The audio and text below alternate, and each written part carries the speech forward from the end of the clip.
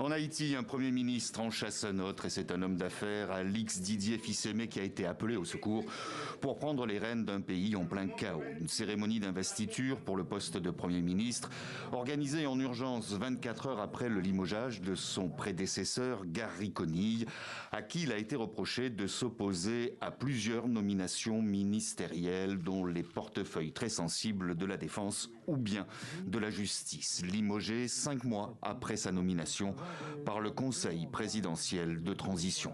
Nous avons opté pour des changements au niveau du gouvernement sur la base de l'expérience des derniers mois. Il n'y a pas eu que des difficultés et des obstacles. Nous avons franchi des étapes importantes avec le Premier ministre Conille et je salue son courage et sa détermination. Haïti, où l'histoire d'une crise sans fin, le pays est gangréné par la violence des gangs armés qui font régner la terreur sur cette île des Caraïbes. Ils contrôlent 80% de la capitale Port-au-Prince. L'ONU va jusqu'à qualifier la situation de cataclysmique. Si le rétablissement de la sécurité reste la priorité des priorités, les dossiers sont encore très nombreux sur le bureau du nouveau Premier ministre. Dans un pays où près de 5 millions d'habitants, soit près de la moitié de la population, souffrent d'insécurité alimentaire aiguë. Mon gouvernement aura pour boussole la transparence et la bonne gouvernance dans la gestion des affaires publiques. Nous travaillerons à la cohésion sociale, condition nécessaire au rétablissement de l'État et à la réalisation d'élections inclusives. Rétablir la paix pour pouvoir enfin organiser des élections alors qu'Haïti est privé de président depuis maintenant 3 ans. On rejoint à présent l'écrivain et géographe haïtien Jean-Marie Théodat. Bonjour, merci d'être avec nous. Tout d'abord, qui est Alix Didier Fils-Aimé qui vient d'être nommé nouveau Premier ministre d'Haïti? Alors, Alix Didier Fils-Aimé est un entrepreneur. Je préfère dire entrepreneur plutôt que homme d'affaires, parce que derrière le terme d'homme d'affaires, il y a une connotation parfois péjorative. C'est un entrepreneur, quelqu'un qui a fait le choix de rester en Haïti et de continuer à se battre pour le maintien, on va dire, d'un tissu économique viable, et qui a fait le choix, il y a quelques années, de se lancer dans la course électorale en essayant de devenir sénateur.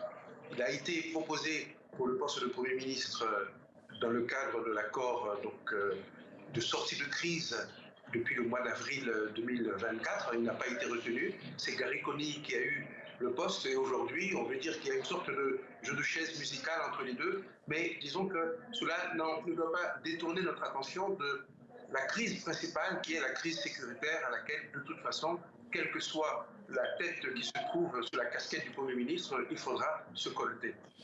Alors justement, concernant la situation sur le plan sécuritaire, elle continue de s'aggraver malgré le déploiement de la mission kenyane. C'est un échec face à la violence des gangs?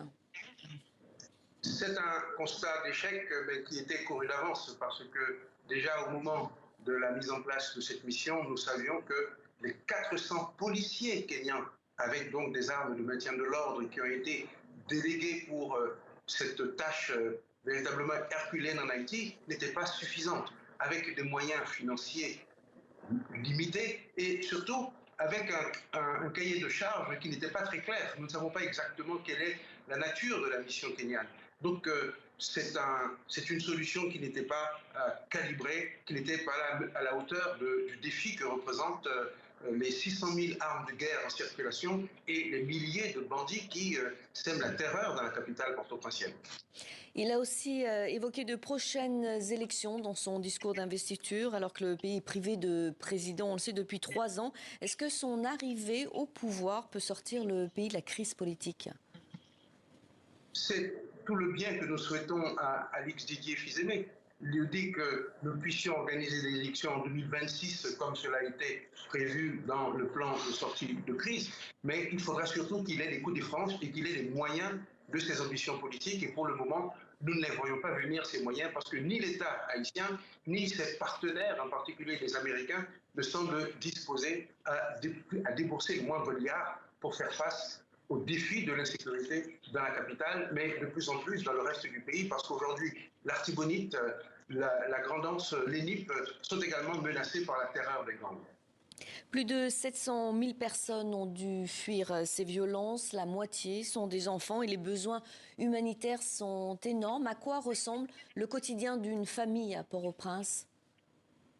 Le quotidien d'une famille à Port-au-Prince, disons pour ceux qu'il en reste, parce que plus de 700 000 personnes sont aujourd'hui déplacées dans des camps, c'est-à-dire occupent les écoles, occupent les stades, occupent les trottoirs, occupent les espaces publics. Donc le quotidien de Port-au-Prince aujourd'hui, c'est un quotidien qui ressemble à celui des réfugiés, qui ressemble à celui des personnes qui vivent dans les pays en guerre. Je pense à Gaza, je pense au Soudan, je pense à l'Érythrée, je pense à la Somalie, alors qu'il n'y a en Haïti ni conflit ethnique, ni conflit religieux, ni même conflit social, parce que ce n'est pas une classe sociale contre une autre, mais plutôt une catégorie de bandits, de brigands qui ont pris en otage l'espace public.